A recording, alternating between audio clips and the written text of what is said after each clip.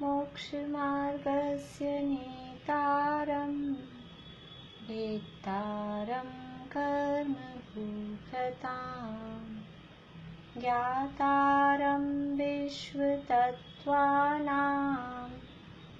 वन्दे तद्गुणलब्धये वन्दे तद्गुणलब्धये।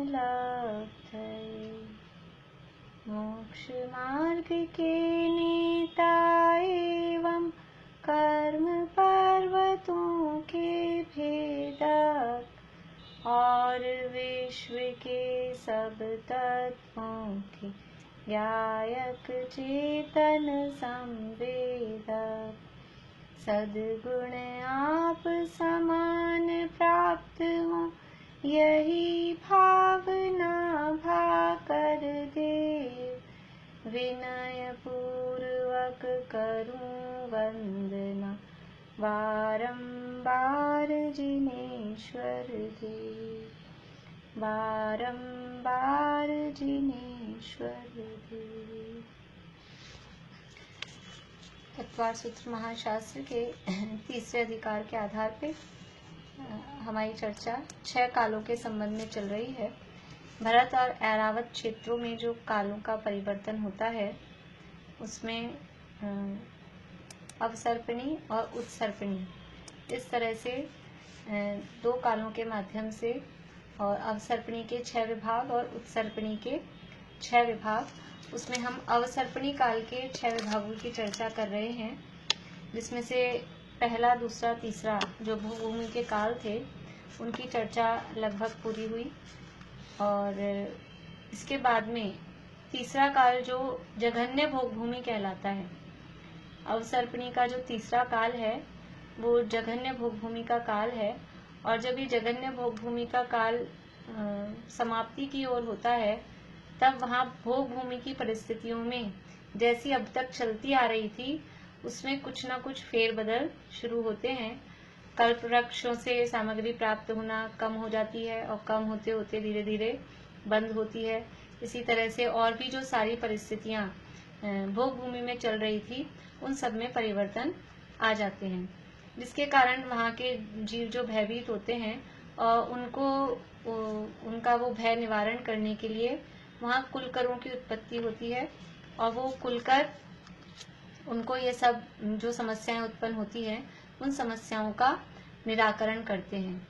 तो इस युग में मतलब अब इस अवसर्पिणी काल में तीसरे काल के अंत में, तीसरे काल में जब पल्य का 8वां भाग 1/8 पल्य जब शेष बचता है तीसरा काल खत्म होने में, तब पहले कुलकर उत्पन्न होते हैं और उसके थोड़े थोड़े टाइम बाद में दूसरे, तीसरे, चौथे ऐसे करके 14 कुलकर उत्पन्न होते हैं। 14वें कुलकर नाभिराय नाम के 14वें कुलकर थे। और जो भी 14वें कुलकर होते हैं उनके जो पुत्र होते हैं वो प्रथम तीर्थंकर होते हैं, ऐसा भी नियम है। जो अंतिम कुलकर होते हैं, अंतिम कुलकर के पुत्र हमेशा पहले तीर्थंकर होते हैं, वो धर्म तीर्थ का प्रवर्तन करते हैं। तो नाभिराय और उनकी रानी का नाम मरुदेवी था। देखिए कुछ लोगों को थोड़ा कंफ्यूजन है, मैं बता देती हूँ कि नाभिराय और मरुदेवी तो युगलिया थे। युगलिया मीन्स जो ट्विंस से अब तक जन्म जिस प्रकार से होता आ रहा था भोगभूमि, क्योंकि वो भोगभूमि के जीव, वो नाभिराय और मरुदेवी भोगभूमि में उत्पन्न हुए हैं। मरुदेवी तो जन्म से मिथ्या दृष्टि थी, स्त्री थी इसलिए, लेकिन नाभिराय पिछले भव में जितने भी कुलकर हैं हमने देखा है, जितने भी कुलकर हैं वो पिछले भाव में विदेह क्षेत्रों में यानी कर्म भूमि में वो राजकुमार आदि होते हैं और वहाँ मिथ्यात्व दशा में, पहले मिथ्या दृष्टि होते हैं, मिथ्यात्व दशा में मनुष्य आयु का बंध कर लेते हैं।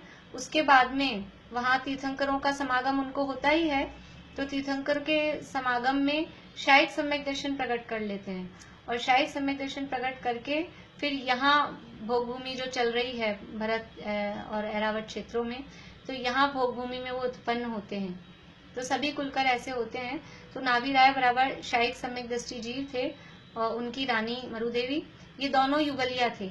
लेकिन नाभिराय के जो पुत्र हुए यानी ऋषभ देव, ऋषभदेव युगलिया नहीं थे, ऋषभदेव अकेले। एक नियम और है कि तीर्थंकर अपने माता पिता की अकेली संतान होती हैं। जो भी तीर्थंकर होते हैं, तीर्थंकरों के माता पिता के दूसरी संतान नहीं होती।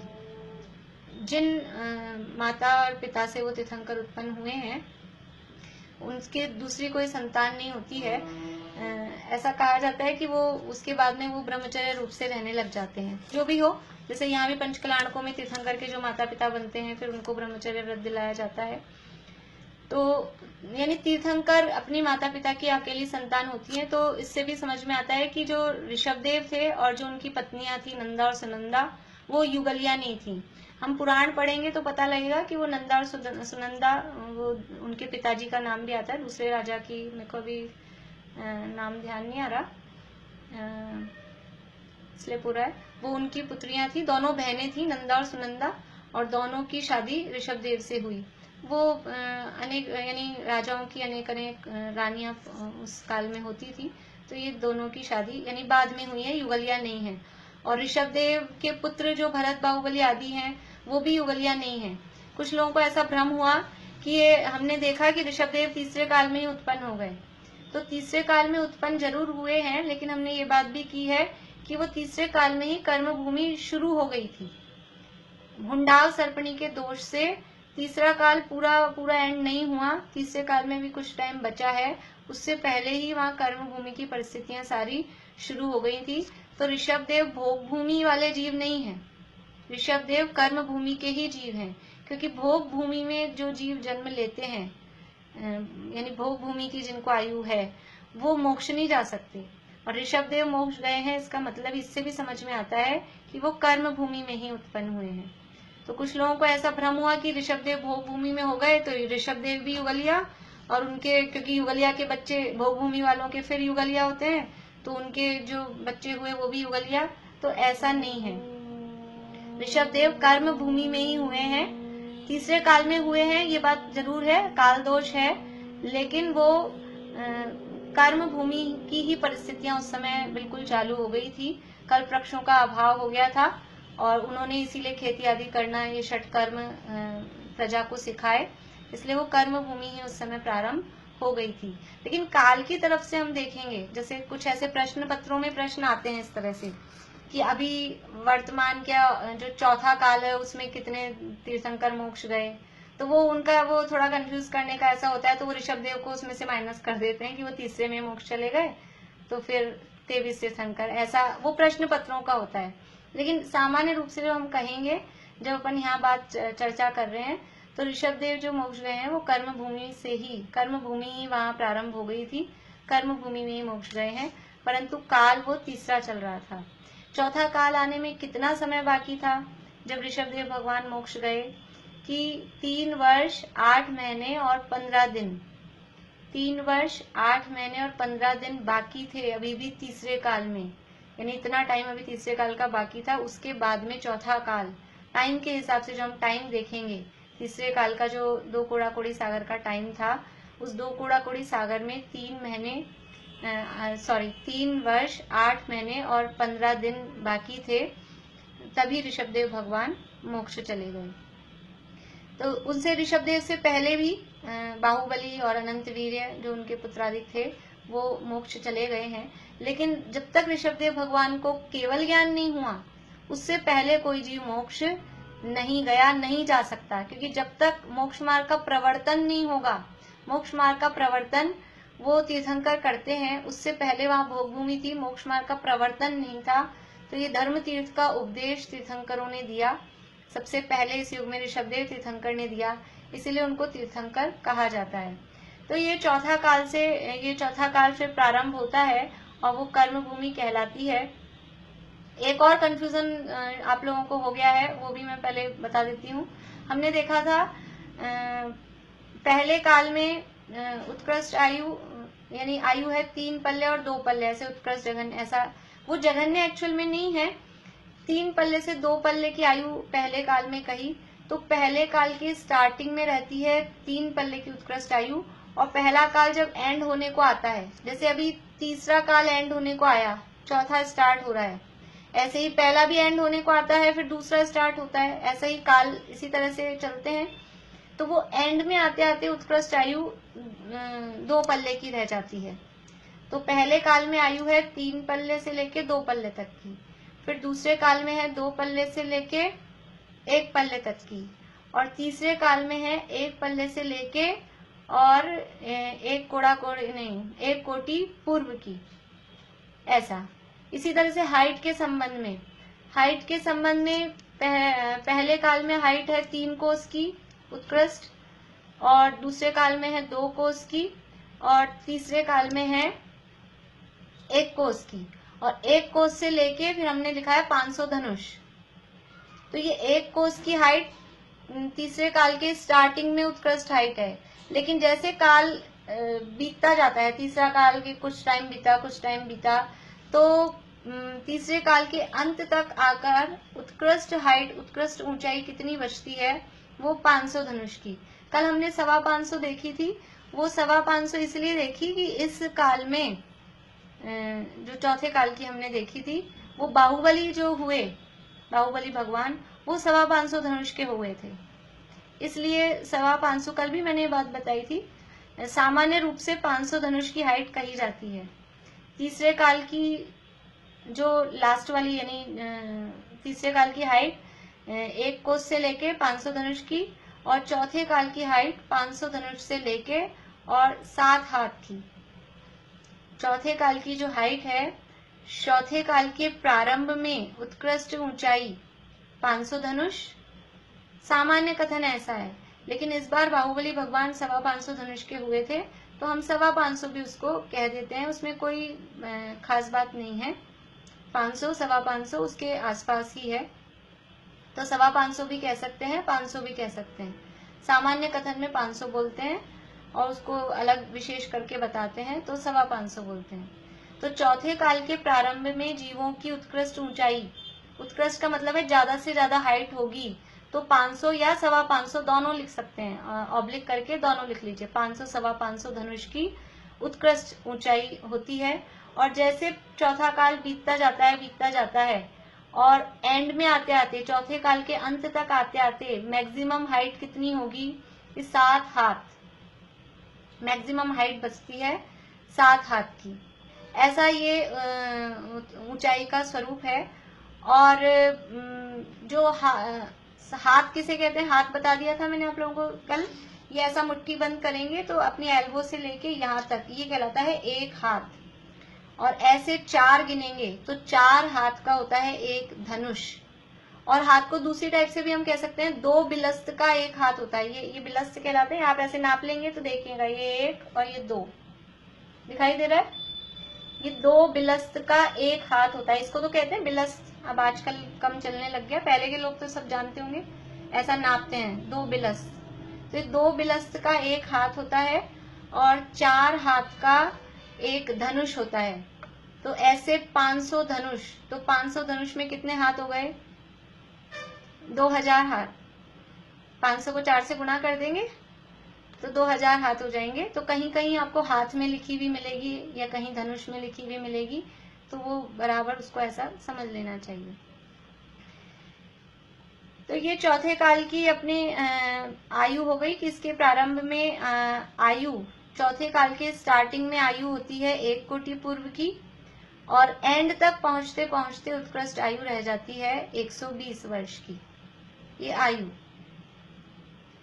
और जघन्य आयु कितनी है चौथे काल में, यानी कर्म भूमि में, चौथे, पांचवें, छठे तीनों ही कालों में जघन्य आयु। आप लोगों को अभी कुछ पूछना है तो अभी मैंने बंद कर रखा है आपका बोलने का सिस्टम, अभी थोड़ी देर बाद चालू करूंगी, क्योंकि वो प्रश्न चालू हो जाते हैं तो फिर प्रश्न ही प्रश्न होते हैं, इसलिए थोड़ी देर अपन बात कर लें, उसके बाद में आप लोग याद रखिएगा अपना प्रश्न, भूलने का डर हो तो लिख के रख लीजिए, फिर मैं सब अपन फिर प्रश्न लेंगे। तो जघन्य आयु चौथे, पांचवें और छठे तीनों ही कालों में जघन्य, जघन्य का मतलब है मिनिमम आयु, कर्म भूमि में मिनिमम आयु मनुष्यों की और तिर्यंचों की, सभी मनुष्य और तिर्यंचों की जघन्य आयु अंतर्मुहूर्त है। अंतर्मूर्त का मतलब है कि समझ लीजिए कुछ मिनट्स, कुछ सेकंड्स, इतना अंतर्मूर्त होता है। और ज्यादा से ज्यादा हो तो आधा पौन घंटा, इतना, बस इतना अंतर्मूर्त का काल होता है। तो कम से कम आयु होती है तो इतनी, और ज्यादा से ज्यादा आयु होगी तो चौथे काल के प्रारंभ में आयु होगी 1 कोटि पूर्व की, और वो कम होते होते होते होते होते चौथा काल जब खत्म होने लगेगा तो मैक्सिमम आयु बचेगी 120 वर्ष की। अब जैसे चौथे काल के प्रारंभ में हुए ऋषभदेव, अभी हम उनको प्रारंभ वाला मानते हैं, यद्यपि वो तीसरे काल के अंत में हुए, लेकिन ऐसा तो ऋषभदेव भगवान की आयु थी 84 लाख पूर्व, और मैक्सिमम आयु अपने पास कितनी है 1 कोटि, कोटि का मतलब है करोड़, 1 करोड़ पूर्व ज्यादा से ज्यादा हो सकती थी, लेकिन ऋषभदेव की कितनी हुई है 84 लाख। अभी पूर्व को छोड़ दें तो 1 करोड़ ज्यादा से ज्यादा हो सकती थी, और हुई कितनी है 84 लाख, करोड़ से कम है लाख, तो वो 84 लाख उनकी हुई। और फिर घटते घटते आप कंपैरिजन करेंगे सारे 24 तीर्थंकरों में, तो फिर आयु कम कम कम होती हुई महावीर भगवान की आयु कितनी रही 72 वर्ष, 72 ईयर्स।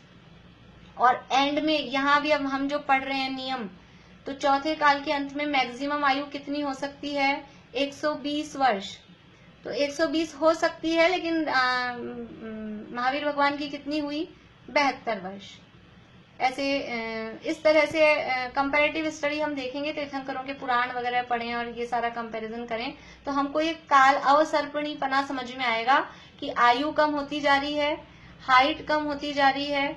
और हमने आहार की जो यानी शरीर की ताकत देखी थी कि पहले 3 दिन में एक बार इतना सा खा रहे थे तो शरीर चल रहा था, फिर 2 दिन में एक बार इतना खाया, फिर 1 दिन के बाद में एक बार इतना खाया। अभी चौथे काल में आहार का क्या सिस्टम है कि प्रतिदिन आहार करते हैं, चौथे काल में प्रतिदिन आहार करते हैं। और प्रारंभिक दिनों में ऐसा होता है कि दिन में एक बार करते हैं, लेकिन कितना करते हैं कि भरपेट करते हैं। वो भूख भी बढ़ने लग जाती है, जैसे जैसे तीसरा काल समाप्त होने लगता है जीवों की भूख आदि की वेदना वो बढ़ने लग जाती है। तो पहले वो इतना सा बेर बराबर, बहेड़ा बराबर, आंवले बराबर खा रहे थे, अब क्वांटिटी भी बढ़ गई है और उसकी जो फ्रिक्वेंसी है, टाइम्स कितनी बार खाना है, वो भी बढ़ गया है। इस तरह से ये चौथे काल की परिस्थितियां हैं। पर इस चौथे काल में विशेष बातें होती है, विशेष घटनाएं घटती हैं। क्या क्या बातें होती है कि इस काल का नाम क्या है, दुखमा सुखमा। नाम क्या है, दुखमा सुखमा। कि इसके प्रारंभ में तो यानी जीव, क्योंकि कल्प वृक्ष वगैरह सब चले गए, कर्म भूमि आ गई, काम करने पड़ रहे हैं, तो जीव दुख फील करता है, इसलिए तो दुखमा कहा। लेकिन इसमें जीव पुरुषार्थ करके अपनी आत्म साधना करके मोक्ष प्राप्त कर सकता है, सच्चा सुख प्राप्त कर सकता है। इसलिए ये काल कैसा है, दुखमा होते हुए भी इसमें सुख शामिल है, इसलिए इस काल का नाम दिया दुखमा सुखमा। इस काल में कल हमने देखा था 63 शलाका पुरुषों की उत्पत्ति होती है, 24 तीर्थंकर, 12 चक्रवर्ती, 9 नारायण, 9 प्रतिनारायण और 9 बलभद्र। देखिए मैं आप लोगों से पूछती नहीं हूँ, क्योंकि एक तो अपनी क्लास की वो स्ट्रेंथ काफी ज्यादा है और फिर वो पूछने में चक्कर होता है, लेकिन मैं बार बार में बोलती हूँ। तो जिनको याद नहीं हो वो इसलिए कि जिनको याद नहीं है वो याद उनको हो जाए, और अपने आप को चेक कर लें कि हमें याद है या नहीं। और जो बात मैं बार बार बोलती हूँ इसका मतलब है कि वो इम्पोर्टेंट है, वो हमें याद होनी चाहिए। इसलिए तो 63 शलाका महापुरुषों के ये ऐसे नाम नंबर हमको याद होने चाहिए। कितने हैं, 24 तीर्थंकर, 12 चक्रवर्ती, 9 नारायण, 9 प्रतिनारायण और 9 बलभद्र। ये तो है 63 शलाका। इसके अलावा भी जो महापुरुष होते हैं 169 169 महापुरुष कहलाते हैं, वो भी समझ लीजिए इस चौथे काल में होते हैं। तीसरे काल के अंत से लेके चौथे काल तक ये 169 169 महापुरुष भी होते हैं। तो 63 तो ये हो गए अपने जो अभी अपन ने गिने हैं, वो 63 तो वो है ही। इसके अलावा 24 तीर्थंकरों की 24 माता और 24 पिता, तो 48 माता पिता। ठीक है, 24 तीर्थंकर हैं तो 24 के 24 ही माता हैं, 24 ही पिता, तो 48 माता पिता। और होते हैं 24 कामदेव, 24 कामदेव, कामदेव किसे कहते हैं कि जो यानी जिनका शारीरिक सौंदर्य वो बहुत ज्यादा होता है, बहुत ज्यादा सुंदर होते हैं। पुरुष होते हैं, अपने को लगता है स्त्रियां ही सुंदर होती होंगी, पर वो ऐसा नहीं, कामदेव कोई स्त्री होती है, पुरुष होते हैं, लेकिन वो अत्यंत सुंदर होते हैं। यद्यपि सारे ही जो महापुरुष हैं, चक्रवर्ती भी, तीर्थंकर भी, नारायण, पतिनारायण, सभी शारीरिक रूप से सौंदर्यशाली होते हैं, और तीर्थंकर के सौंदर्य के आगे तो दुनिया के कोई, यानी कामदेव का सौंदर्य भी कुछ नहीं है वास्तव में। तीर्थंकर इतने सुंदर होते हैं, लेकिन फिर भी इनमें, यानी इनका जो सौंदर्य होता है वो इस तरह का होता है कि जो विशेष रूप से लोगों को आकर्षित करता है, कामोत्पादक होता है। तो ऐसा सौंदर्य उनका होता है, वो कहलाते हैं कामदेव। और ये सभी कामदेव नियम से मोक्ष जाते हैं। 24 कामदेव उसी भव में, मोक्ष तो सभी जाएंगे कभी ना कभी, लेकिन 24 ही कामदेव उसी भव में नियम से मोक्ष जाते हैं। जैसे इस युग के पहले कामदेव थे बाहुबली, बाहुबली भगवान, वो कामदेव थे पहले नंबर के, वो मोक्ष गए। तो 24 कामदेव ये मोक्ष जाते हैं नियम से। और जो तीर्थंकर के माता पिता हैं वो भी बाद के भवों में, जैसे कल हमने देखा था, तीसरे भव में या चौथे भव में, वो भी बाद में मोक्ष जाते हैं। मोक्ष तो जाएंगे ही सभी, लेकिन उसी भव से नहीं जाते हैं, बाद में जाते हैं। तो हो गए ये 24 कामदेव। इसके बाद में होते हैं 11 रुद्र,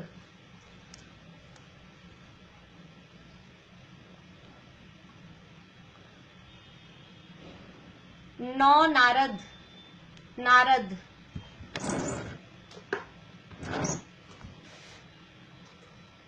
लिखने की जरूरत तो नहीं, लिख लेंगे, रुद्र और नारद, 11 रुद्र, 9 नारद। ये रुद्र और नारद ये नियम से नरकगामी होते हैं, नियम से नरक जाते हैं।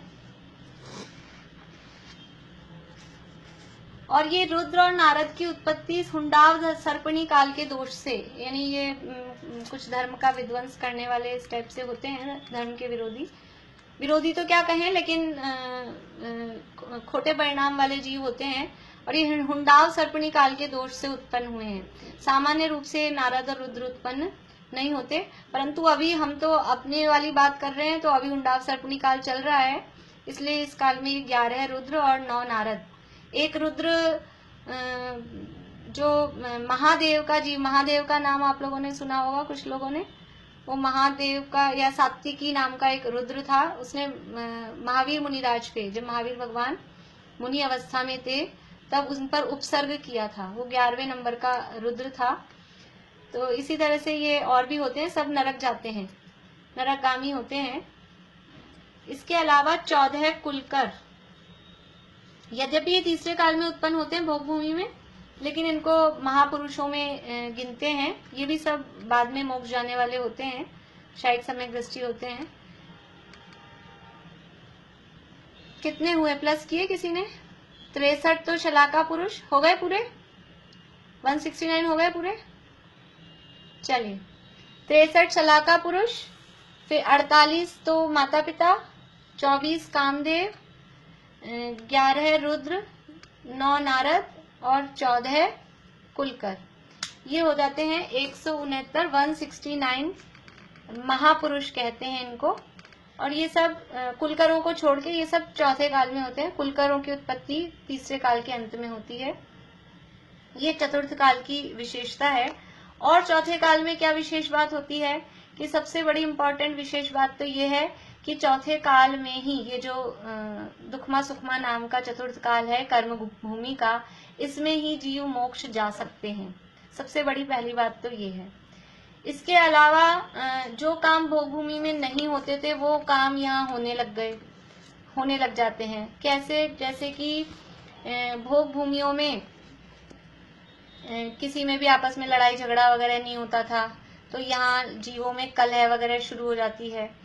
और मिथ्या मतों की उत्पत्ति, जिसे गृहीत मिथ्यात्व जिसे कहते हैं, और खोटे देवी देवताओं की जो उत्पत्ति है, वो सब भी चौथे काल में प्रारंभ होती है। और विकलत्रय जीव, 2 इंद्रिय, 3 इंद्रिय, 4 इंद्रिय, ये विकलत्रय जीव भोग भूमि में नहीं थे।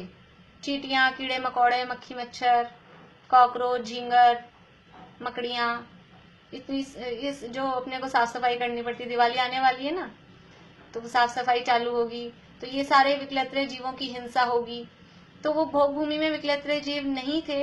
और जैसे ही चौथा काल प्रारंभ होता है, चौथा काल प्रारंभ होते ही अपने आप ही ऑटोमेटिक ही ये विकलत्रय जीव उत्पन्न हो जाते हैं।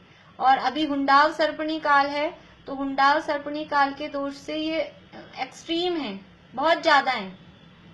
यद्यपि चौथे काल में विकलत्रय जीव होते हैं, लेकिन अगर हुंडाव सर्पणी नहीं हो, सामान्य काल हो, तो इतने ज्यादा नहीं होते जितने अभी हमको दिखाई देते हैं कि बिना बात ही बुरी तरह से जो चींटियां, ईलियां, जीव जो भी अपने को दिखाई देते हैं, वो अभी हुंडाव सर्पणी के दोष से विशेष रूप से हैं।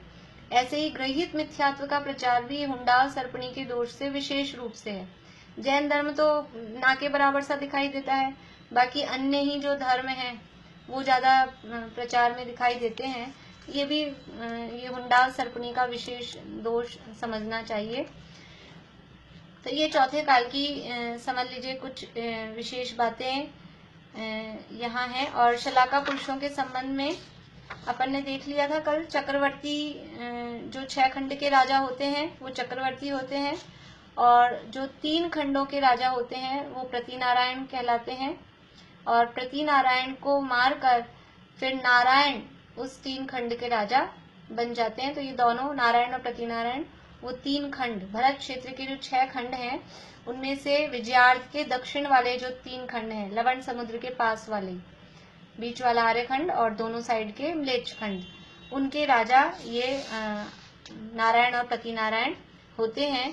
और नारायण के भाई बलभद्र होते हैं, और इनका गमन भी हमने कल देख लिया था। नारायण और प्रतिनारायण नियम से नरक जाते हैं, और बलभद्र हैं वो स्वर्ग जाते हैं या मोक्ष जाते हैं।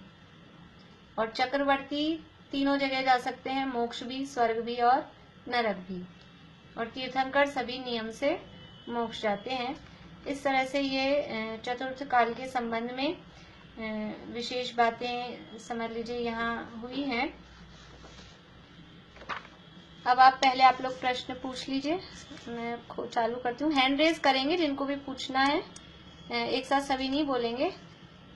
आप लोग हैंड रेज करेंगे तो फिर मैं आपके नाम बताऊंगी। हाँ, आप बोलिए। आशा जैन, फिर आशा जी, आप पहले पूछना चाह रहे थे, अनम्यूट करिए।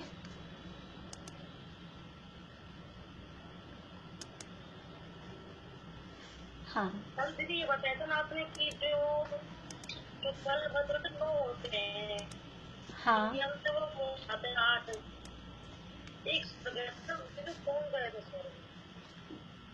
देखिए बलभद्र 9 होते हैं, और नियम ऐसा है कि बलभद्र या तो स्वर्ग जा सकते हैं या मोक्ष। ऐसा नियम नहीं कि 8 बलभद्र तो मोक्ष जाते हैं और 1 स्वर्ग जाते हैं, ऐसा नियम नहीं है। ये तो इस काल में ऐसा हुआ है कि 9 में से 8 मोक्ष गए हैं और 1 स्वर्ग गए हैं, ये इस काल में ऐसा हुआ है। लेकिन जो नियम होता है वो सब कालों के लिए, सब क्षेत्रों के लिए वो एक समान होता है, उसे नियम कहते हैं।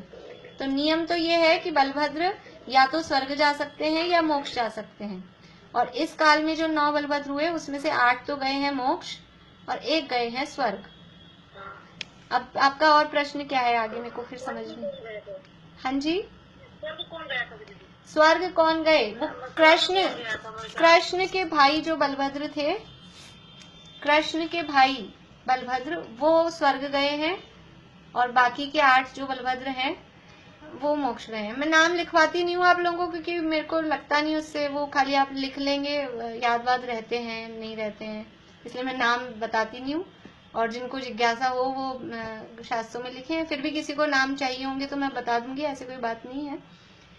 नाम सबके मिलते हैं, लेकिन वो अपने को याद इतने। हाँ जी, आपकी आवाज एकदम अच्छे समझ में नहीं आ रही।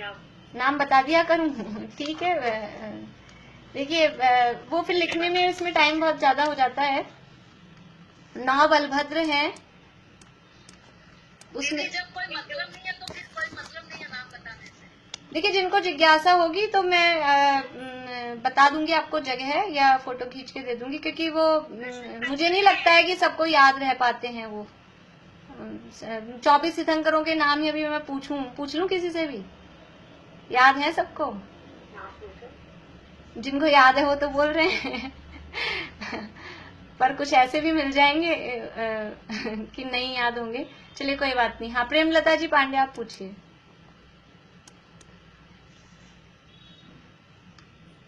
अनम्यूट करिए।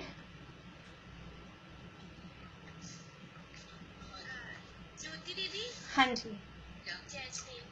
अरे वॉल्यूम नहीं आती। वॉल्यूम आप वो स्पीकर वो ईयरफोन यूज कर लो ना, माइक उस पे होते हैं ना। आपको आवाज नहीं आती? हाँ। अगर आप ईयरफोन यूज कर लो तो ज्यादा बढ़िया है बाकी सबको आ रही है आवाज? आ रही है। बाकी सबको आ रही है? थोड़ा और जोर से बोलने। एक्चुअल में मैं 2 क्लास लेती हूँ ना कंटिन्यू। हाँ, रुचिका एक मिनट रुकिए। रुचिका वो क्या है, नेटवर्क स्लो होता है ना तो आवाज कम आती है। अच्छा। नेटवर्क स्लो होता है ना। मैं क्या 2 क्लास कंटिन्यू लेती हूँ तो फिर वो मुझे जमता नहीं है वो कान में लगाए रखना कंटिन्यू 2। थोड़ा बाइक वगैरह यूज करो करेंगे धीरे धीरे। वो नेटवर्क स्लो होता है तो आवाज कम आ पाती है। ठीक है। बाकी आप लोग भी अगर यानी ईयरफोन नहीं जमते हो तो वो ब्लूटूथ स्पीकर भी आते हैं, तो अपने अगर मोबाइल से आप लोग सुनते हैं तो वो ब्लूटूथ स्पीकर लगा के भी फिर उसमें आवाज तो बहुत अच्छी आती है, वो भी यूज कर सकते हैं जिनको भी जैसे अवेलेबल हो सके। तो मैं तो या तो माइक लगाऊं या ईयरफोन लगाऊं, मैं तो वो उस स्पीकर से मुझे कोई मतलब नहीं है। बरसात का मौसम है ना तो वाईफाई हवा से उससे प्रॉब्लम हो जाती है। चलिए, और किसको पूछना है प्रश्न? हाँ, नीलम भाभी बोलिए।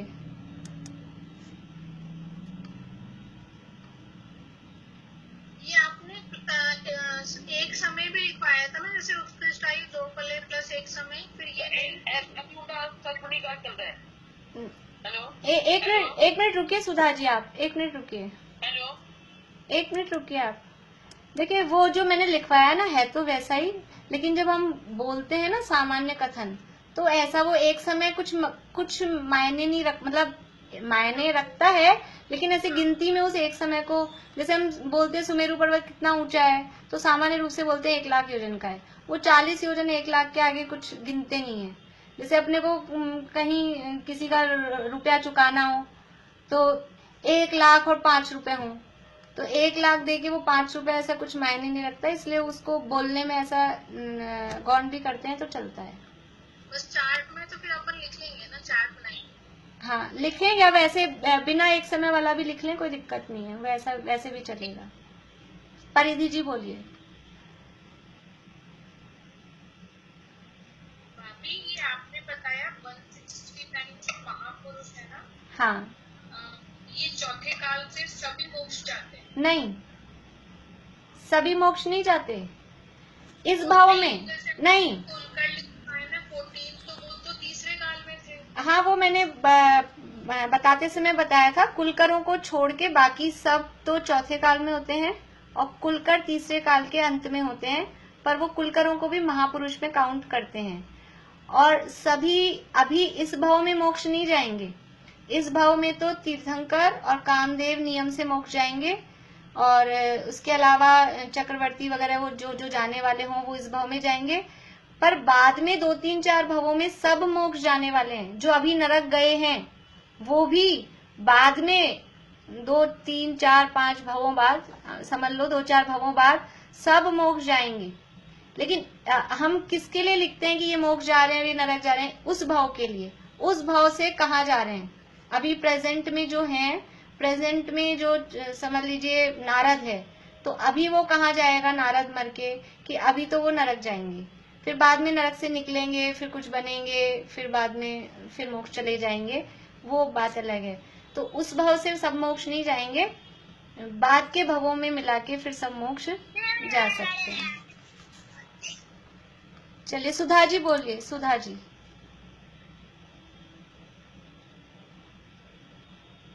अनम्यूट करिए आप।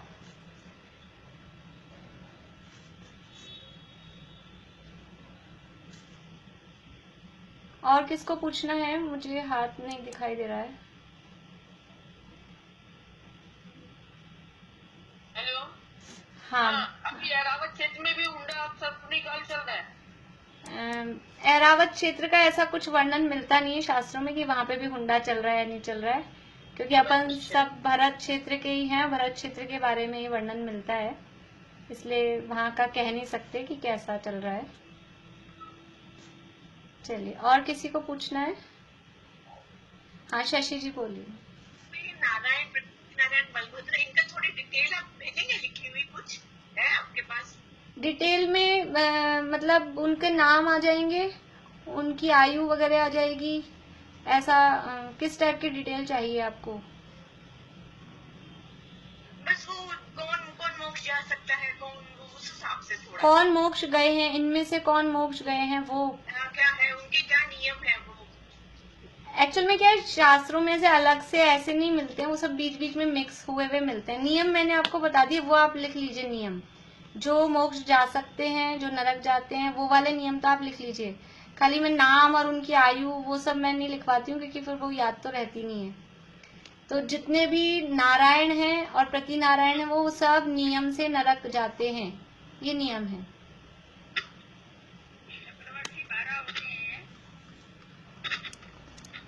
एक मिनट रुकिए। और जितने भी चक्रवर्ती हैं, वो चक्रवर्तियों में से तीनों जगह जा सकते हैं। तीनों जगह मतलब नरक भी जा सकते हैं, स्वर्ग भी जा सकते हैं और मोक्ष भी जा सकते हैं। और तीर्थंकर हैं, वो नियम से मोक्ष ही जाते हैं। चक्रवर्ती 12 होते हैं। हाँ हाँ, बोलिए बोलिए। चक्रवर्ती 12 होते हैं, उनके क्या क्या नाम है? लेकिन नाम मैं बोल देती हूँ फटाफट। भरत, सगर, मघवा, सनत कुमार, शांतिनाथ, कुंथुनाथ, अरनाथ, सुभौम, पद्म, हरिसेन, जयसेन और ब्रह्मदत्त। ये 12 चक्रवर्ती हुए हैं।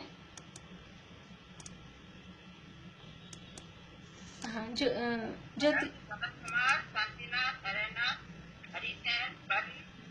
देखिए, मैं फिर से मैं बोल रही हूँ फिर से। भरत, सगर, मघवा, सनत कुमार, शांतिनाथ, कुंथुनाथ, अरनाथ, सुभौम, पद्म, हरिसेन, जयसेन और ब्रह्मदत्त। इसमें से सुभौम और ब्रह्मदत्त ये 2 चक्रवर्ती नरक गए हैं। स्वर्ग कौन से गए हैं उनके नाम मुझे भी ख्याल नहीं है। चलिए, ज्योति जी बोलिए।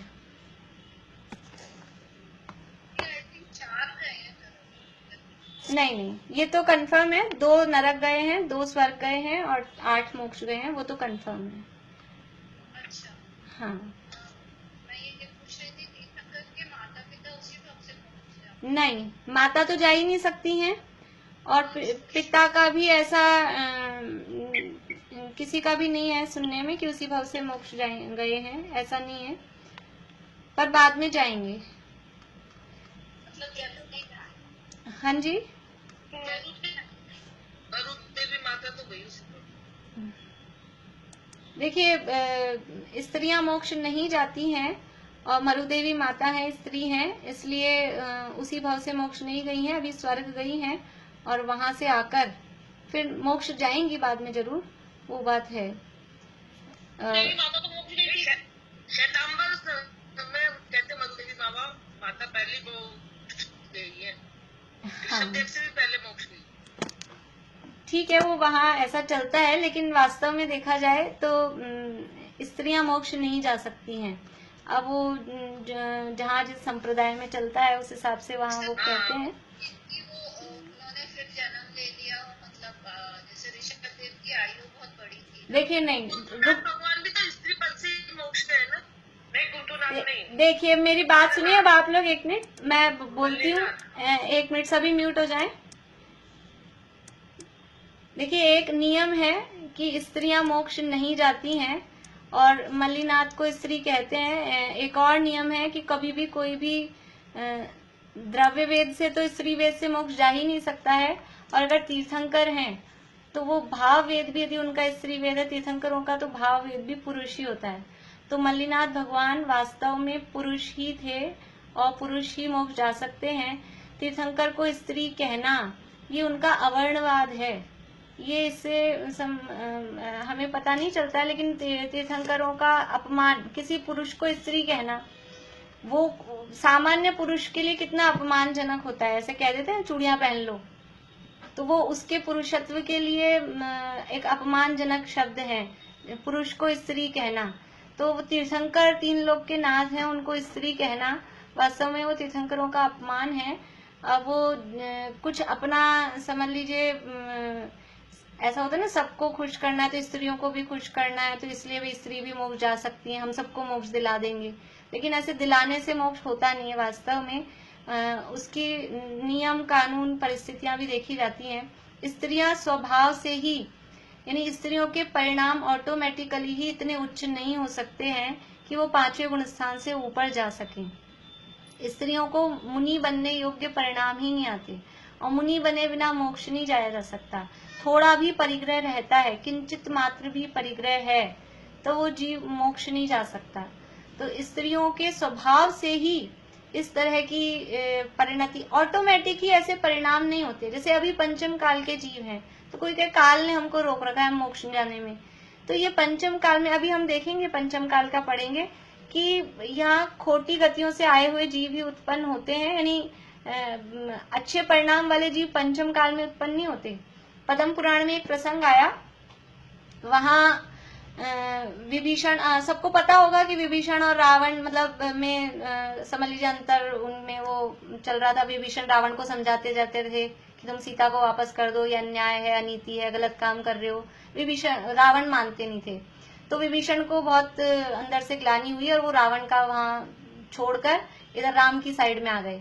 तो वो राम की साइड में आ गए तो सबको डाउट तो होता ही है राम की साइड वालों को कि ये शत्रु का भाई, सगा भाई, और ये हमारी साइड में आके मिल रहा है, तो हम इसका विश्वास कैसे करें, कहीं कोई हमारी लूपोल लेने आ रहा हो, हमारे अंदर कोई गड़बड़ करने आ रहा हो। तो विभीषण से ये प्रश्न कहा गया कि हम तुम्हारा कैसे विश्वास करें। तो विभीषण ने क्या कहा कि यदि मैं गलत हूं, मैं झूठा हूं, तो मैं पंचम काल का मनुष्य बनूं। मतलब जैसे ऐसे कहते ना, अगर मैं गलत हूं तो जैसे सीता ने कहा कि अगर मैंने सपने में भी पर पुरुष को देखा हो तो ये धरती फट जाए और मैं उसमें समा जाऊं, या कुछ भी ऐसा ऐसा करके ऐसा कहते हैं, यदि मैं गलत कह रहा हूं तो ऐसा हो जाए। तो विभीषण ने क्या कहा कि यदि मैं झूठा हूं तो पंचम काल का मनुष्य हूं। इसका मतलब क्या है, पंचम काल का मनुष्य होना बहुत शर्म की बात है। ये पंचम काल में कौन जीव पैदा हो रहे हैं, कि ऐसे जीव पैदा होते हैं कि जिनके परिणाम बहुत अच्छे नहीं होते, वो पंचम काल में पैदा होते हैं। तो ये ऑटोमेटिकली ही पंचम काल के जीवों के परिणाम ऐसे नहीं होते कि वो मोक्ष जाने जितना अपने परिणामों को कर सकें। क्रोध, मान, माया, लोभ, पापों के परिणाम, इसकी बुराई उसकी बुराई, ये तो निकलती ही नहीं है दिमाग में से। वो मोक्ष जाने के परिणाम कहाँ से होंगे, आत्मा का तो अनुभव हो नहीं रहा। आत्मा का अनुभव करने बैठे तो इसकी बुराई उसकी बुराई और ये वो सीरियल और यही दिमाग में चलते हैं।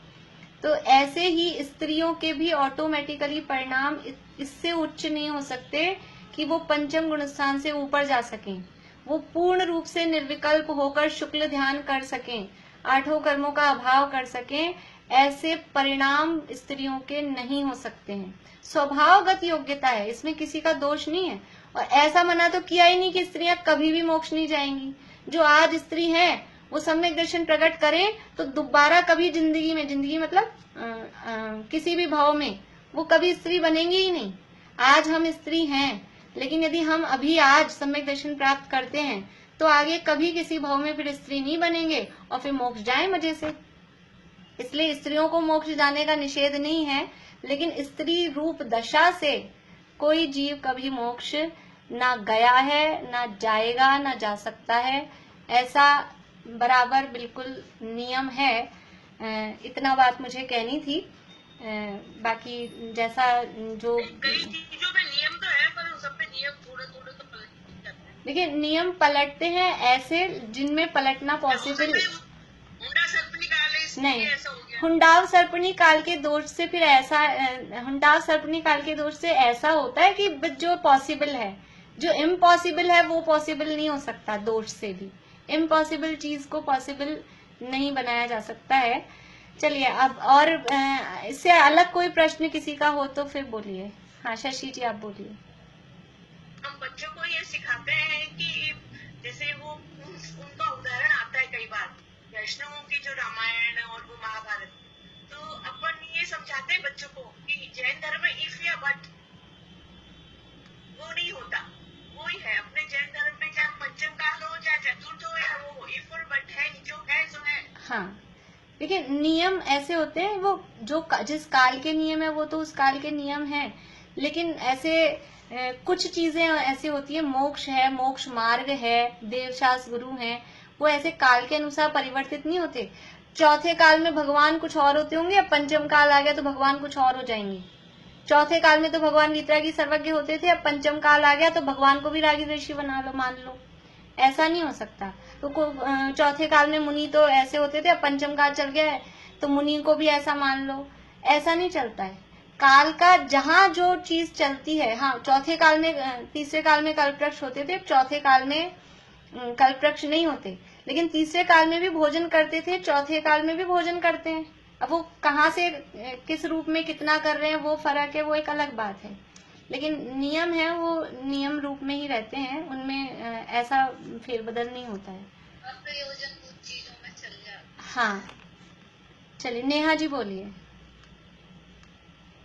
अनम्यूट करिए।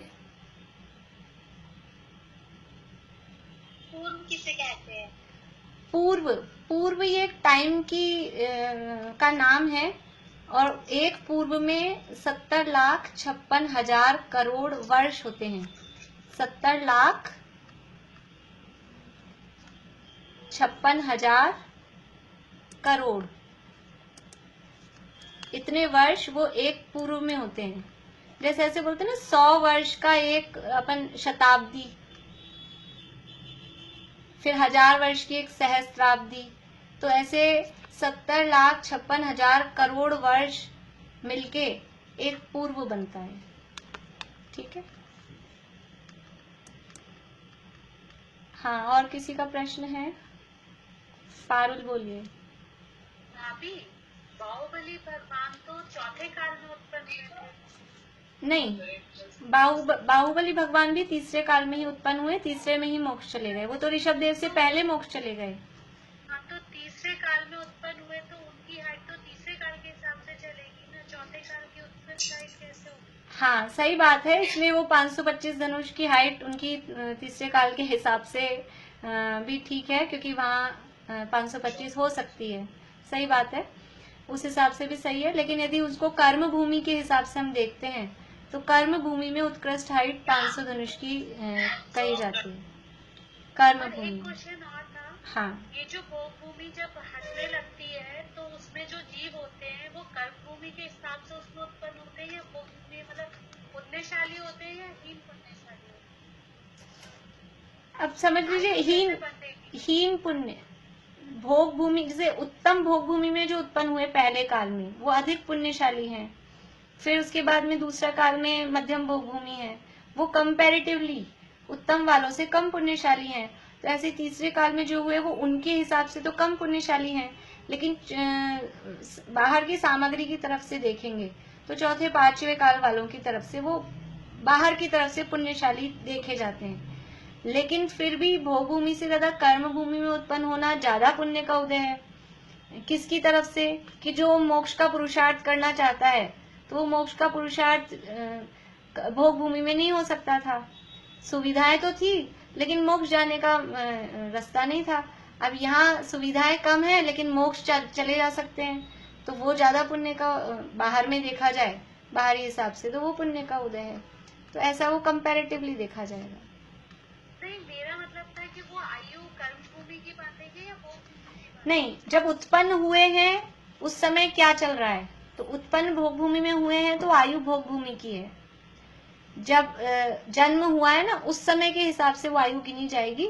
कही जाएगी, फिर वो चलते हैं। देखिए ऐसे नहीं होता है कि तीसरा काल खत्म हुआ चौथा आ गया तो तीसरे काल में जो जीव पैदा हुए थे वो सारे मर जाएंगे और फिर चौथे काल में नए होंगे, ऐसा नहीं होगा। तीसरे काल में उत्पन्न हुए कुछ जीव चौथे काल तक भी उनकी आयु चलती रहेगी। ऐसे ही चौथा काल खत्म होगा फिर पांचवा आया तो चौथे काल के सब जीव एकदम से मर गए होंगे, फिर पांचवा चालू होगा, ऐसा नहीं है। वो जीव बराबर जीवित रहते हैं, वो ऐसे चेंजेस को देखते हैं। जैसे अपने समझ लीजिए ये बदलती हैं, पहले 1999 था, फिर 2000 आया, पहले 1900 चल रहा था, तो जो 1900 में जो पैदा हुए थे वो जिंदा ही रहे ना 2000 में भी। तो जैसे ऐसा चेंज देखा, ये सन का चेंज जैसे देखा जिन लोगों ने, ऐसे ही वो इस तरह से परिवर्तन। और अभी भी जो 70 साल के 80 साल के उन्होंने कितने सारे चेंजेस लाइफ में देख लिए। तो वो जीवित रहते हैं, वो इस तरह के परिवर्तन बराबर देखते हैं, फील करते हैं।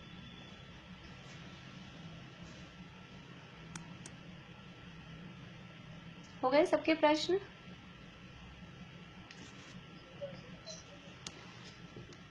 भाभी ये जो नारद है, ये जो अभी नरक गए हुए हैं, हाँ, तो ये मतलब तब जन्म लेंगे तो ये तो फिर अगला जो उत्सर्पणी का जो काल चलेगा चौथा, उसमें जन्म लेंगे, क्योंकि इसमें दुखमा उसमें तो लेंगे नहीं। देखिए ऐसा कोई जरूरी नहीं है ना कि यहीं जन्म लें, विदेश क्षेत्रों में भी ले सकते हैं। अभी हम ये थोड़ा पूरा कर लें, फिर हम देखेंगे कि और जो जम्बू द्वीप में जो बाकी के क्षेत्र हैं वहां कौन सा काल चलता है, तो वो हम देखेंगे। तो वो और दूसरी जगह भी उत्पन्न हो सकते हैं, बाहर भी उत्पन्न, और भी कहीं उत्पन्न हो सकते हैं जहां से भी मोक्ष जाने की व्यवस्था हो इस रूप में। हाँ नेहा जी, आपको पूछना है? वो पूछ रही थी कि आदिनाथ भगवान की 84 लाख पूर्व की आयु, 84 लाख वर्ष थी। 84 लाख पूर्व, पूर्व, ठीक। हाँ सुधा जी बोलिए। हम कामदेव के उसी भाव से मोक्ष चले जाते हैं ना? हाँ चौथे काल में, चौथे काल में मोक्ष चले जाएंगे। हाँ, कामदेव उसी भाव से मोक्ष जाते हैं। देखिए एक तो शांतिनाथ, कुंथुनाथ, अरनाथ, ये 3 तीर्थंकर भी कामदेव हुए इस युग में, मोक्ष गए ही हैं। एक बाहुबली को सब जानते हैं, वो उसी भाव से मोक्ष जाते हैं। कल हम देखेंगे कि इस हुंडाल सर्पणी काल के दोष से क्या क्या हुआ, वो कुछ नियम कल हम लिखेंगे कि क्या क्या बातें, कुछ ऐसी बातें जो हुई हुंडाव सर्पणी के दोष से हुई हैं, वो सारी बातें हम कल देखेंगे। एक मोक्ष मार्ग का वो क्वेश्चन था, वो वृथा का मतलब क्या होता है? वृथा, व्यर्थ। अच्छा व्यर्थ, ठीक।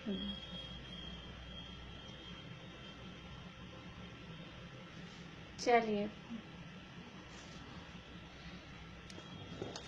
सूत्र बोलने हैं। प्रश्न तो हो गए सबके? हाँ, कितने समय पहले खुलकर पैदा होते हैं?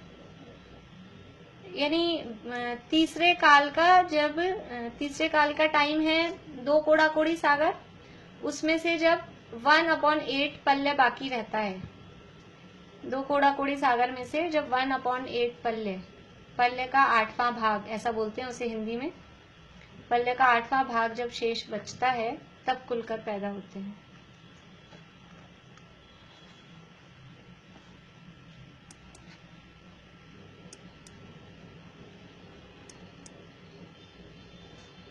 चलिए हम सूत्र बोलते हैं।